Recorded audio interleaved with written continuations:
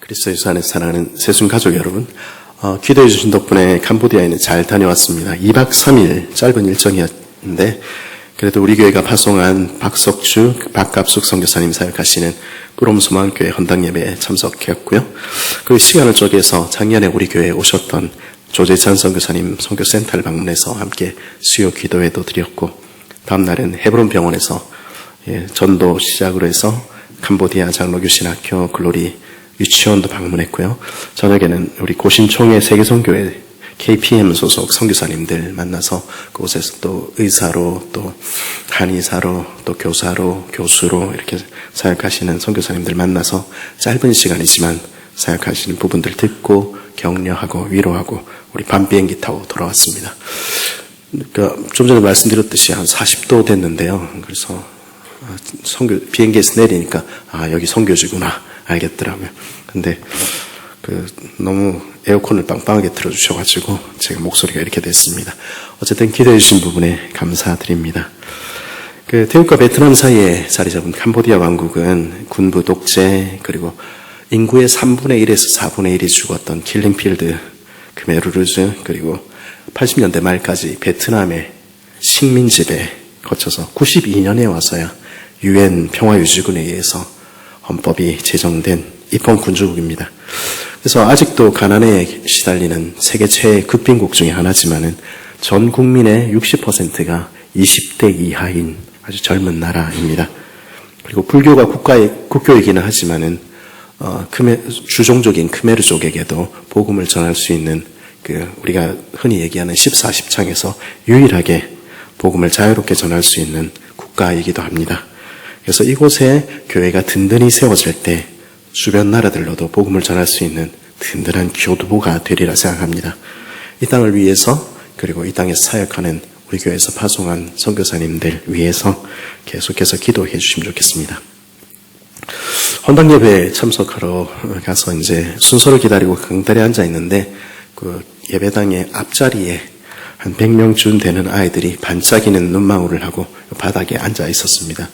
얼마나 예쁘던지요. 그 모습을 보면서 꼭 옛날에 나갔다 이런 생각을 했습니다. 너무 자신감이 과한 것 아닌가 이렇게 생각하실 수도 있는데 저도 옛날에 예뻤습니다. 그렇죠?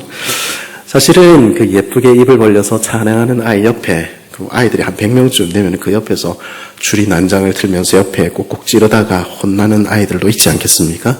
사실은 그 아이가 저 같았습니다. 그 아이들 보고 있으니 그 영혼 한 영혼이 얼마나 귀한가 하는 생각 다시 하게 됐습니다. 그리고 부디 그 아이들의 마음에 복음이 심겨지기를, 그리고 그 아이들의 평생에 주님과 함께하는 복된 인생 살아가기를 바라는 마음 생긴 것이죠. 특별히 오늘은 스승의 주일로 기념하는 날인데요. 우리 아이들을 맡아서, 우리 자녀들을 맡아서 봉사하는 교육자들과 교사들, 순에서 순장으로 수고하시는 분들, 그리고 우리 장로님들께 특별히 감사를 드립니다. 우리에게 맡겨진 이 사역이 얼마나 귀한가 하는 것들 우리 다시 생각할 수 있길 바랍니다. 우리 아이들, 우리 순원들, 그 한 영혼 한 영혼이 얼마나 소중한지요.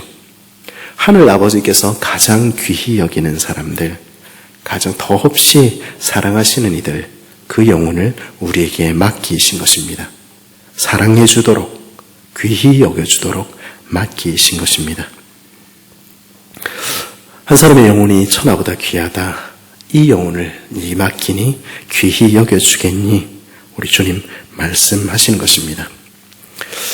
오늘 우리가 읽은 말씀은 일종의 샌드위치 구조로 이어져 있는데요. 그 앞뒤의 사건을 이루고 있는 것은 회당장의 귀한 딸, 회당장 야이로의 귀한 딸에 관한 이야기입니다. 그리고 오늘 말씀 전체는 이런 이야기로 시작합니다. 우리 21절, 22절 말씀 같이 한번 읽어볼까요? 시작.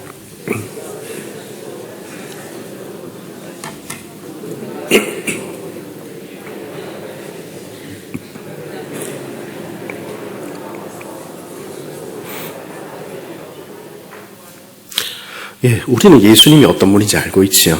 그러니까 회당장 야이로가 예수님 발 앞에 엎드렸다 해도 하나도 놀라울 것이 없습니다. 하지만 그 광경을 지켜보고 있던 사람들은 다 놀라서 깜짝 놀랐을 것입니다. 예수님 당시에 그리고 지금까지도 유대 공동체는 회당을 중심으로 형성되어 있습니다. 회당은 율법이 보관되고 또 읽혀지고 말씀이 가르쳐지는 예배 공동체인 동시에 공동체의 삶의 중심지이기도 했습니다. 간단한 재판이나 지역의 문제들은 다 이 회당에서 결정이 나는 것입니다. 그리고 회당장은 그 유대 공동체의 최고 우두머리 지도자였습니다. 요즘도 가끔 고대의 회당터가 발견되면 회당터 벽에는 한쪽 벽에는 역대의 회당장들이 누구였는지가 새겨져 있기도 합니다. 그러니까 보통 사람이 아니었지요.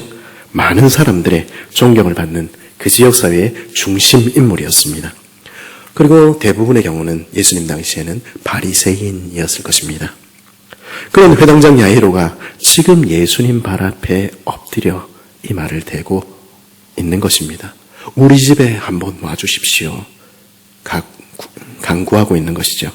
우리 마가복음 3장에서 바리새인들이 이미 예수님을 죽이기로 결의한 사실을 비춰볼 때 이게 얼마나 놀라운 일인가 알 수 있습니다.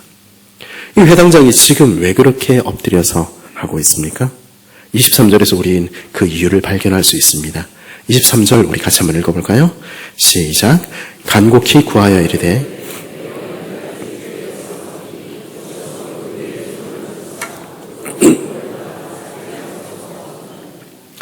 이 회당장 야이로는 주님 앞에 엎드렸습니다. 누구를 위해서요? 무엇을 위해서요? 그의 귀한 딸, 누가복음에 따르면 그의 하나뿐인 딸을 위해서, 내 딸 위해서라면 주님 발 앞에 30살 남짓한 청년 발 앞에 엎드리는 거 할 수 있겠다 생각한 것이죠. 확신할 수는 없지만 야이로가 회당장이라는 그런 공적인 지위에 이른 것으로 봐 제법 나이가 많았으리라 추측할 수 있을 것 같습니다. 그 딸은 어쩌면 오랫동안 아이를 낳지 못하던 야이로가 늦은 나이에 얻은 하나뿐인 딸이었다 이렇게 생각할 수도 있겠습니다. 그러니 얼마나 귀한 딸이겠습니까?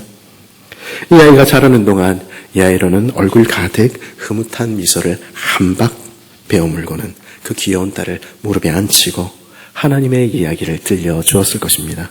함께 말씀을 암송하기도 했을 것이고요. 함께 즐거이 다윗의 노래를 부르기도 했을 것입니다. 그렇게 무릎에 안기던 작은 아이가 자라서 곁에 기대어 앉게 되고 더 자라서 이제 앞에 앉게 된 것입니다.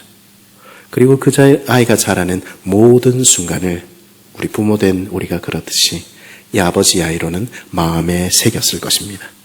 그리고 이제 이 아이가 12살이 된 것입니다. 그리고 죽게 된 것입니다. 당시 유대사회에서 12살은 어린아이의 시기를 지나서 어른이로 넘어가는 시기입니다.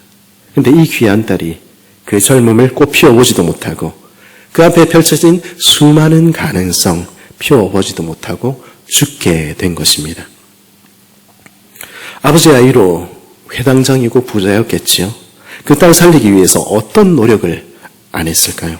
용하다는 의사는 다 초청하고 좋다는 약은 다 썼겠지요. 그러나 그 모든 노력도 헛돼서 이 딸은 아무에게도 고침을 받지 못했습니다.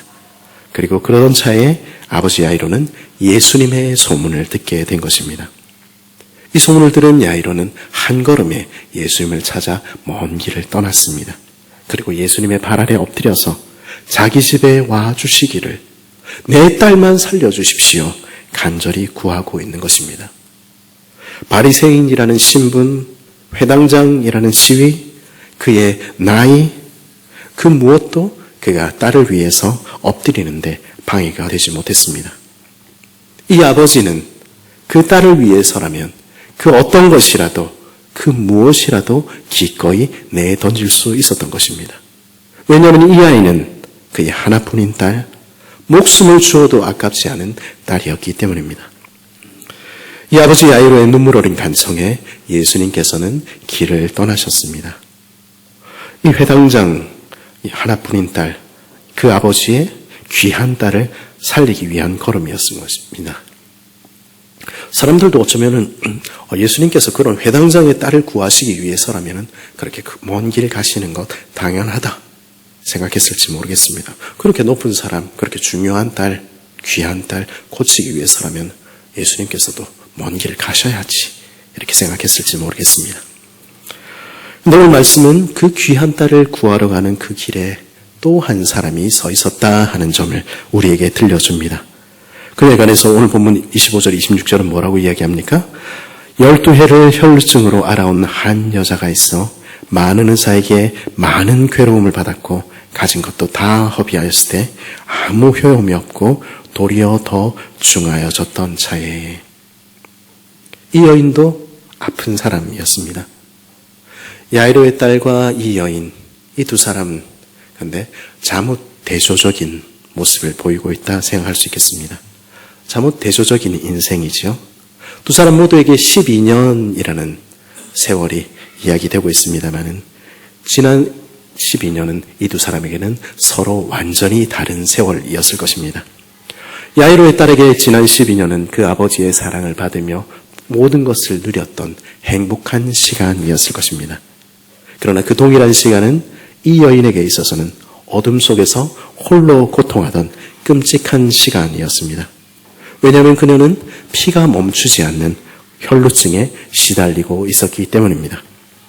혈루증 자체로도 얼마나 당황스럽고 힘들었을까요? 계속해서 피를 흘린다는 것이 얼마나 끔찍한 일일까요? 그런데 그녀에게는 더 큰 아픔이 있었습니다. 무엇입니까? 이 병은 부정한 것, 죄를 상징한다고 여겨졌던 것입니다. 레위기 15장에 따르면 그녀와 접촉하는 모든 사람, 그녀가 만지는 모든 물건, 심지어는 그녀가 앉는 자리마저 오염된다 여겨졌습니다. 그러니 어떻게 됐습니까? 그녀는 아무에게도 환영받지 못하는, 아무에게도 사랑받지 못하는 인생이 된 것입니다. 그 12년 동안 그녀는 모든 것을 다 허비했습니다. 단지 그녀가 가지고 있던 그 재물뿐만이 아니라 가족들로부터도 버림을 받았고요. 그녀가 알던 모든 인간적인 교제도 끊어졌습니다. 아니, 사회로부터 죽은 사람 취급을 받았습니다. 아무것도 남지 않았죠. 야이로의 딸은 그녀를 위해서 예수님의 발 앞에 엎드려서 한 번만 살려주십시오 간구할 아버지라도 있었지요. 그녀를 위해 무엇이라도 할 수 있는 아버지라도 있었지요. 그러나 이 여인에게는 그 누구도 없었던 것입니다. 야이로의 딸은 죽었지만 그러나 이 여인은 죽은 것과 진배 없는 그러한 공허한 세월을 살아온 것입니다. 그러나 이 여인을 가장 고통스럽게 했던 것은 그런 사실들이 아니었을 것입니다. 그녀는 심지어 하나님도 나를 돌아보시지 않는구나 그렇게 생각했을지 모르겠습니다. 우리가 고통 가운데 있을 때 누가 우리의 위로자 되십니까? 시편 기자의 말을 들어보십시오. 여호와는 내 편이시라 내가 두려워하지 아니하리니 사람이 내게 어찌할까. 우리는 인생의 가장 바닥에 있어도 하나님이 내 편이시라는 사실을 알게만 되면, 그분이 내 기도를 들으신다는 것을 알게만 되면 그래도 견딜 수 있습니다. 근데 이 여인은 하나님으로부터도 나는 외면당하는구나 그렇게 느끼고 있었던 것입니다. 왜 그렇습니까? 이 여인은 지난 12년 동안 성전은 물론이요 회당조차 나아갈 수 없었던 것입니다. 하나님의 말씀을 들을 수도, 하나님 앞에 나아가 간구할 수도, 하나님의 얼굴을 뵐 수도 없었던 것입니다. 하나님께 나아갈 수만 있다면, 그분께 내 사정을 아뢰을 수만 있다면, 그 전능의 하나님께서 내게 귀를 기울이시기만 한다면, 그녀가 그렇게 소원했지만 그러나 그녀는 하나님 앞으로 나아가지 못한 채 지난 12년 동안 어둠 속에 눈물만 흘리고 있었던 것입니다. 그런데 그녀에게 한 가지 소식이 들려왔습니다. 예수님께서 회당장의 딸인 야이로의 딸을 고치기 위해서 그녀를 찾아가고 계시다는 것이었습니다. 예수님께서 나 같은 사람 찾아오시리라는 것은 기대할 수도 없는 일이지요.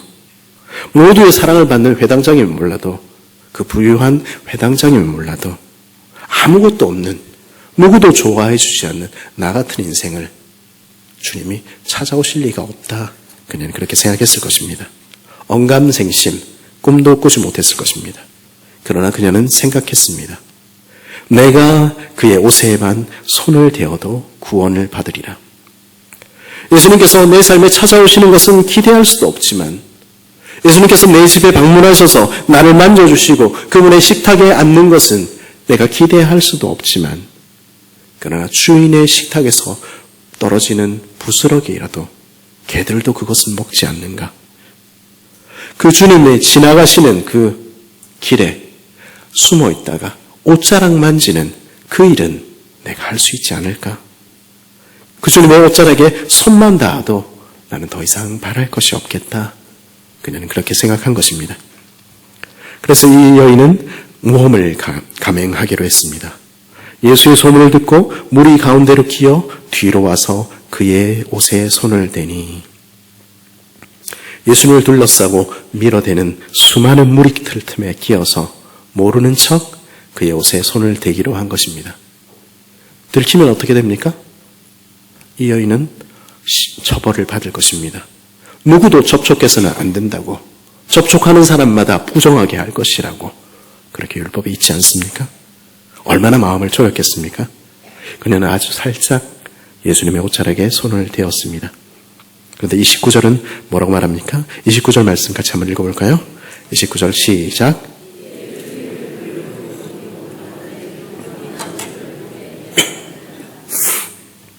무슨 일이 일어났습니까?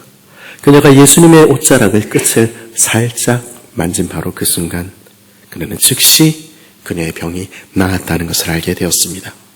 혈류의 그 근원부터 말라서 온전해진 것을, 완쾌된 것을 그 몸이 느낀 것입니다.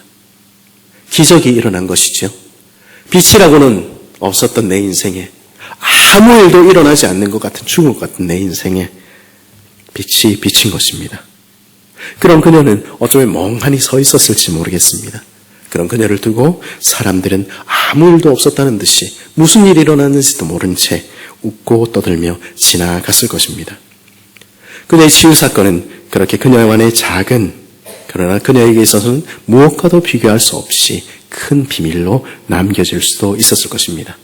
아마 그렇게 지나가셨다 한들 이 여인은 나를 찾아주신 주님, 내 인생의 소망 되어주신 주님을 평생 감사하며 살았을 것입니다. 그런데 바로 그 순간 예상치 못한 일이 일어났습니다. 예수님께서 갑자기 가던 길을 멈추어 서신 것입니다. 지금 얼마나 급한 길입니까? 시끄럽게 웅성대던 사람들의 소리도 잦아 들었습니다. 무슨 일일까? 무슨 일이야? 그 성막을 깨고 예수님의 음성이 들려왔습니다. 30절입니다. 예수께서 그 능력이 자기에게서 나간 줄 곧 스스로 아시고 무리 가운데서 돌이켜 말씀하시되 누가 내 옷에 손을 대었느냐 하시니, 누가 내 옷에 손을 대었느냐, 난데없는 그 말씀에 사람들은 다시 웅성거리기 시작했습니다. 제자들은 예수님, 지금 사람들이 이렇게 밀치고 있는데 누가 옷 좀 손댔다고, 아이고, 이렇게 얘기했을지 모르겠습니다. 그러나 예수님은 여전히 그 행렬을 멈추신 채 누군가를 찾기 위해서 주변을 살피셨습니다. 32절에 이렇게 말하죠. 예수께서 이 일을 행한 여자를 보려고 둘러보시니, 예수님은 찾아야 할 사람이 있었던 것입니다. 예수님께서는 왜 그렇게 멈추셨습니까? 예수님께서는 왜 그렇게 둘러보고 계십니까? 다른 사람들은 아무도 알지 못했지만 예수님은 지금 이 자리에서 찾아야 할 사람이 있으셨던 것입니다. 예수님께는 만나야 할 사람이 있으셨던 것입니다. 예수님께는 그 여인을 만나서 꼭 들려줘야 할 이야기가 있으셨던 것입니다. 여자가 자기에게 이루어진 일을 알고 두려워하여 떨며 와서 그 앞에 엎드려 모든 사실을 여쭈니, 예수님께서 그렇게 찾으시는 순간에 사람들 사이에 섞여있던 그 여인은 직감했습니다. 나를 찾고 계시는구나. 왜 나를 찾으시지? 내가 그분의 옷에 손을 댄 것을 아셨구나. 내가 주제에 넘은 짓을 했지 감히 예수님의 옷에 손을 대다니 나는 어떻게 하면 좋을까? 이 여인은 두려움에 떨며 예수님 앞으로 나아갔습니다. 그리고 그 발 아래 엎드려서 떠듬떠듬 그 모든 사실을 말했습니다. 그녀를 오랫동안 누르고 있던 지난 날들의 고통을, 그 괴로움을, 하늘 아버지조차 들으시지 않았던 것 같은 그 모든 날들을 주님 발 앞에 엎드려서 하염없이 풀어내었습니다. 그리고 죄인인 자신이, 만지기만 해도 오염되는 자신이 율법을 어기고 사람들 틈에 들어왔다고, 그리고 예수님을 만지기까지 했다고 고백하며 예수님의 처분을 기다리고 있었을 것입니다. 그 침묵의 순간에 우리 주님의 음성이 들려왔습니다. 예수께서 이르시되 따라 내 믿음이 너를 구원하였으니 평안히 가라. 내 병에서 놓여 건강할지어다. 예수님께서 여기서 그 여인을 뭐라고 부르고 계십니까? 딸아, 이렇게 부르고 계시죠? 내 딸아. 예수님께서는 그녀를 그렇게 부르셨습니다. 하나님께서 자신을 외면하고 있다고 절망하며 하나님의 백성 공동체로부터 소외된 채 살아온 그 여인에게 예수님께서는 말씀하신 것입니다. 내 딸아, 사랑하는 내 딸아. 오늘 본문의 이야기는 아버지 야이로에 관한 이야기였지요.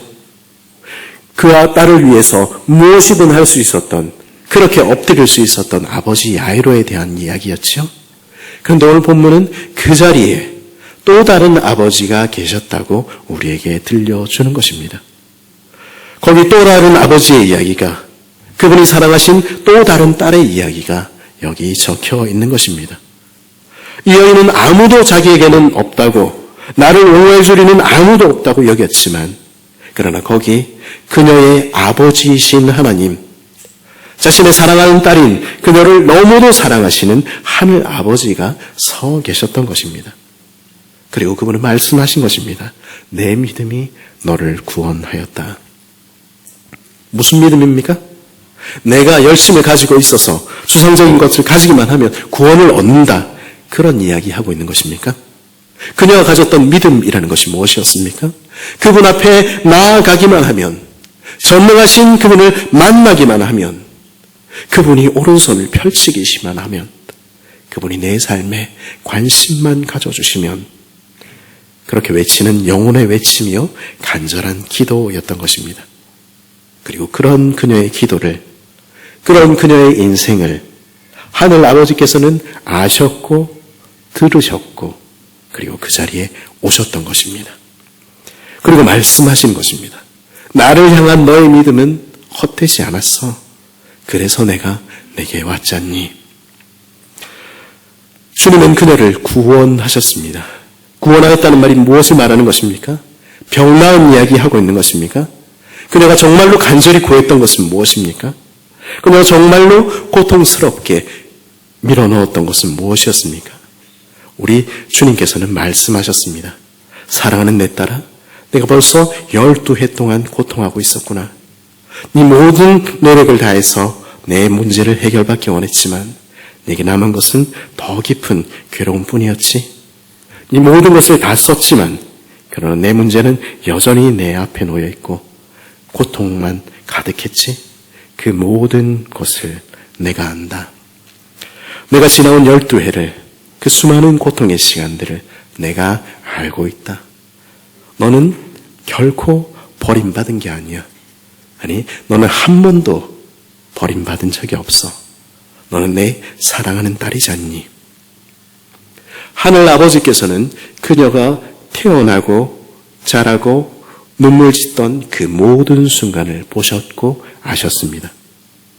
그리고 우리 주님께서는, 말씀만으로 죽은 자를 살리실 수 있는 우리 주님께서는 바로 이 여인을 만나기 위해서, 야이로의 집으로 가는 그 길목에서 기다리고 있는 그 여인을 만나기 위해서, 그 여인을 찾기 위해서 그 길로 가셨던 것입니다. 사람들은 이 여인이 중요하지 않다고 이야기할지 모르겠습니다. 회당장의 딸이 지금 아픈데, 지금 가도 늦을지 모르는데, 이 혈류병에 걸린 여인, 아무것도 아닌 이 여인 무슨 문제냐고 이야기했을지 모르겠습니다. 그러나 주님께는 그녀는 아무것도 아닌 한 여인이 아니었습니다. 회당장의 딸과 마찬가지로, 모든 사람이 사랑하는 그녀와 마찬가지로 이 여인도 주님이 사랑하시는 딸, 주님의 하나밖에 없는 딸이었다는 것입니다. 그러니 우리 주님께서는 그 한 영혼을 위해서 그 모든 행렬을 멈추실 충분한 이유가 있었습니다. 야이로가 그 딸을 위해서 모든 것 내어버리고 무릎을 꿇을 수 있었다면 하늘 아버지께서는 그녀를 구원하기 위해 그보다 더한 것이라도 하실 충분한 이유가 있었습니다. 행렬만 멈추시는 것 아니라 온 우주라도 멈추실 수 있었습니다. 아니, 그조차 부족하다면, 그 딸을 살리기 위해서 그것조차 부족하다면 그 사랑하는 딸을 위해서 자신 목숨이라도 내어놓으실 수 있는 분이 바로 우리 하늘 아버지셨던 것입니다. 구주님 말씀하시는 것입니다. 딸아, 평안히 가렴. 부드러운 음성으로 그 사랑하는 딸의 안녕만을 비는 아버지가 그녀에게는 있었습니다. 내가 안다. 사랑하는 내 딸아, 내가 안다. 내 모든 고통과 내 모든 괴로움을 알고 네 부르짖는 소리를 내가 들었다. 나는 너를 항상 지켜보고 있었고 내 음성을 들었고 네가 어둠 속에서 흘리던 그 눈물을 보았다. 그래서 내가 왔다. 네 영혼은, 네 한 영혼은 정말로 천하보다 귀하단다. 나는 널 위해서 기꺼이 죽을 수 있어.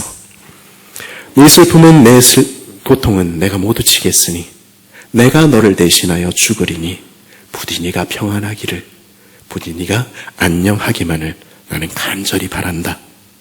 우리 주님 그렇게 말씀하신 것입니다. 그리고 그 예수님께서는 자신의 사랑하는 딸을 위해서 그녀의 모든 슬픔과 그녀의 모든 짐을 지시고 십자가에 달려 죽으신 것입니다. 그럼으로써 그 딸을 향한, 그 한 영혼을 향한 자신의 사랑을 드러내신 것입니다. 좋으신 하늘 아버지를 아버지로 함께 모신 하나님의 사랑하는 딸 세순 가족 여러분, 이 이야기는 단지 2000년 전 그곳에 있었던 혈류병에 걸린 한 여인에게 일어난 이야기만이 아닙니다. 이 이야기를 통해서 우리 아버지께서는 하나님이 누구신지, 그리고 우리가 누구인지, 그리고 사랑하는 우리를 위해서 우리 아버지께서 어떤 일을 행하셨는지를 들려주는 것입니다. 성경은 우리 하나님의 백성을 가리켜서 딸 이스라엘이라고 즐겨 부릅니다. 우리는 그분의 사랑하는 딸, 그분의 사랑하는 자녀라는 것입니다. 우리는 그 사실을 잊기도 하죠. 그 사실을 믿지 못하는 순간들도 있습니다. 우리 인생길에서 예기치 못한 슬픔을 만날 때, 고통을 만날 때, 그 고통이 너무 커서 하나님이 정말로 나를 사랑하시는가, 내게 관심이라도 가지고 계시는가 울부짖는 날도 있습니다. 그러나 우리에게는 우리의 고통을 누구보다 잘 이해하시고 우리와 함께 아파하시고 우리와 함께 슬퍼하시고 우리를 대신하여 눈물 흘리시며 우리를 대신하여 간구하시는 긍휼의 아버지가 계십니다. 그분은 저와 여러분 한 영혼 한 영혼을 사랑하십니다. 우리의 한순간 한순간을, 우리 아버지들이, 우리 어머니들이, 우리 자녀들이 자라온 그 한순간 한순간을 마음에 품고 있듯이 우리 하늘 아버지, 우리가 태어나는 이 순간부터 지금까지 그 모든 날들을 그 가슴에 품고 계시며 우리의 머리털까지 세고 계시며 언제나 한순간도 빠짐없이 언제나 우리를 사랑하십니다. 그 하나밖에 없던 딸을 위해서 무엇이라도 할 수 있었던 아버지 야이로처럼 우리를 위해서 무엇이라도 하실 수 있는 하늘 아버지가 우리를 살리기 위해서 십자가에 죽으신 우리를 사랑하시는 목자가 저에게 그리고 여러분에게 있는 것입니다. 그 주님의 눈으로 볼 때 그 주님의 사랑 안에서 저도 예쁘고 여러분도 예쁩니다. 저도 온 천하보다 귀하고 여러분도 세상 그 무엇보다 귀한 것입니다. 그 사실을 믿음으로 고백하는 우리 되기를 바랍니다. 가슴을 펴고 당당하게 내가 그래도 천하보다 귀하다고 그렇게 말할 수 있기를 바랍니다. 우리 한 영혼 한 영혼은 그런 존재들, 주님의 사랑하는 귀한 어린 양입니다. 세상에 우리 한 사람만 있었어도 우리 주님은 우리를 위해서 십자가를 지셨을 것입니다. 그 사실을 믿음으로 고백하며 하늘 아버지 앞으로 언제라도 달려가는 저와 여러분 될 수 있기를 바랍니다. 그리고 그 주님의 눈으로 우리 서로를 바라볼 수 있는 은혜가 있기를 바랍니다.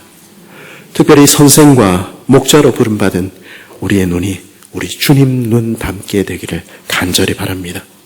그래서 한 영혼 한 영혼을 그냥 숫자로 보지 아니하고 애정을 담아 바라볼 수 있게 되기를 간절히 바랍니다. 차별 없이 사랑할 수 있기를 간절히 바랍니다. 그래서 주님의 사랑을 받고 서로의 사랑을 받으니 우리 공동체 한 영혼 한 영혼 모두가 내가 정말로 사랑을 받고 있구나. 그러니 나는 행복하다. 그렇게 고백하는 그런 사랑의 확신 가운데 그렇게 힘껏 노래하는 그런 새순 식구들 되기를 간절히 바랍니다.